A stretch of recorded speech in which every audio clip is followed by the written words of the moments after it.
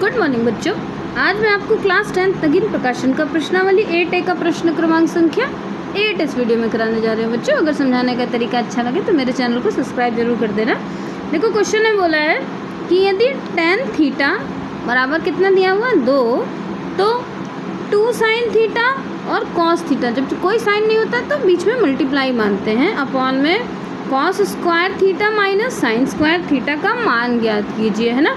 तो देखो क्या क्या दिया है आपके पास, पहले कुछ चीज़ें याद कर लो। आपको 6 नाम याद करने पड़ेंगे, वो होते हैं साइन, कॉस, टैन, कॉट, सेक, कॉसेक, है ना। और उसके साथ एक फार्मूला होता है, फार्मूले को आप एक स्लोगन के जैसे याद कर लो। वो होता है देखो, पंडित बद्री प्रसाद, पी से पंडित, बी से बद्री और पी से प्रसाद और हर हर भोले, है ना।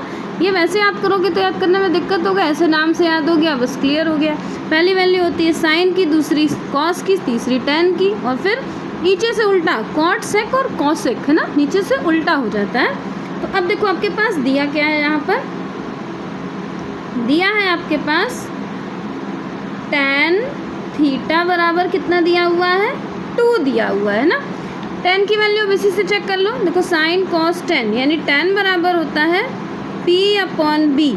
देखो P को बोलते हैं परपेंडिकुलर, परपेंडिकुलर यानी लंब और B होता है आपका बेस यानी आधार। इंग्लिश में याद करो, इंग्लिश में चीज़ें जल्दी समझ में आती है और मैथ्स में आप चाहे इंग्लिश में लिखो चाहे हिंदी में लिखो वो सेम चीज़ है। जैसे अब देखो टैन लिखा है, टैन इंग्लिश में तो लिखा है, हिंदी में लिखना चाहिए था ना, तो इसलिए आप इंग्लिश में याद करिए। आप आगे मैथ्स लोगे तो इंग्लिश में ही मैथ्स चलती है।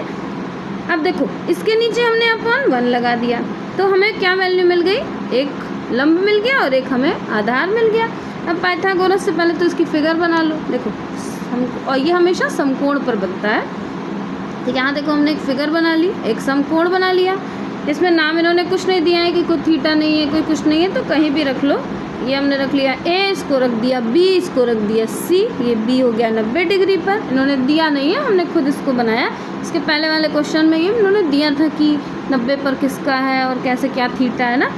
तो अब टैन की वैल्यू इसमें देखो कितनी है, P इन्होंने बोला ना, P हमारे पास कितना, ये लंब है। देखो ये लंब होता है, ये कर्ण होता है, आधार होता है। P हमारे पास है 2 और आधार है हमारे पास 1। पाइथागोरस से आप कर्ण निकाल लो। कर्ण का फॉर्मूला होता है, पहले लिख दो यहाँ, पाइथागोरस प्रमेय। पाइथागोरस प्रमेय का फॉर्मूला होता है आपका कर्ण का स्क्वायर बराबर आधार का स्क्वायर और प्लस लंब का स्क्वायर। कर्ण ये हमेशा इसी रूप में रखा जाएगा, लंब और आप आधार इधर उधर कर सकते हो। कर्ण हमें निकालना है, कर्ण को आप AC लिख दो, तो AC का स्क्वायर, देखो यही AC है ना, कर्ण हमने AC का स्क्वायर लिख दिया। आधार हमारे पास है 1 का स्क्वायर प्लस लंब है हमारे पास 2 का स्क्वायर हो गया। फिर AC 1 का देखो कितनी बार भी 1 करो 1 ही रहता है, प्लस यहाँ 2 का स्क्वायर हो गया 4 और ये 4 और 1 मिलके हो गया 5, तो यानी AC और यहाँ से इस रूट हमने हटा के यहाँ लगा दिया। AC की वैल्यू हो गई 5 और 5 किसी का वर्गमूल नहीं होता है, तो यहाँ AC की वैल्यू हमारी हो गई अंडर रूट में 5। अब जो जो इन्होंने पूछा है वो लिख दो। देखो साइन पूछा है ना क्वेश्चन में, तो साइन की वैल्यू निकाल लो। साइन थीटा बराबर, अब देखो साइन की वैल्यू क्या होती है, इसी देखो इससे याद करो, साइन कॉस टैन होता है ना, PH हो गया, तो साइन की वैल्यू हो गई P और H। P हमारे पास यहाँ है 2, H है हमारे पास अंडर रूट में 5। और दूसरा पूछा है कॉस, कॉस थीटा, कॉस की वैल्यू क्या होती है इसी से चेक करो। देखो साइन कॉस, कॉस यानी B और H, तो यहाँ लिख दो B और नीचे हो गया H। B की वैल्यू कितनी है हमारे पास 1 और H है हमारे पास √5। अब इस फॉर्मूले पे रखते हैं, है ना। फॉर्मूला हमारे पास दिया हुआ है 2 और जब कोई साइन नहीं होता है तो मल्टीप्लाई लगाते हैं।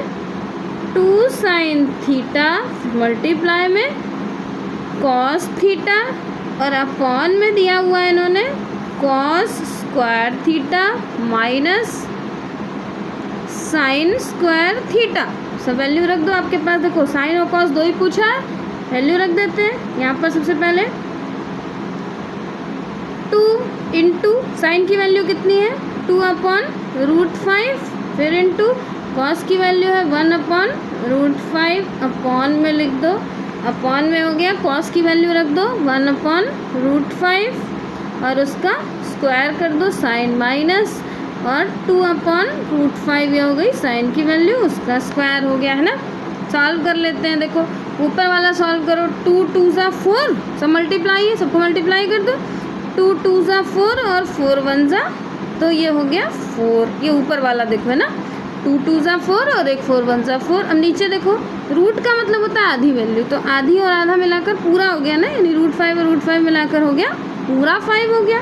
नीचे यहाँ देखो 1 को कितनी बार भी लिखोगे 1 ही रहेगा, और 5 का देखो √5 इंटू √5, यानी √5 से √5 कैंसिल हो गया, तो क्या बचा हमारे पास सिंगल 5 बचा ना। रूट का मतलब होता है आधी वैल्यू, यहाँ 5 बचा। फिर यहाँ नीचे माइनस का साइन लगा दो, 2 2 ज़ा 4 हो गया, यहाँ पर भी आपके पास 5 बचा। अब देखो इसको यहीं सॉल्व कर लेते हैं। ये हो गया आपके पास 4/5, और नीचे जब दोनों के एलसीएम सेम है, देखो एलसीएम हमेशा प्लस और माइनस में ही निकाला जाता है ना, और मल्टीप्लाई या डिवाइड में आपको काटना पड़ता है। तो हमारे पास कितना हो गया, एलसीएम सेम है तो हमने नीचे 1 लिख दिया, ये हो गया 1 - 4।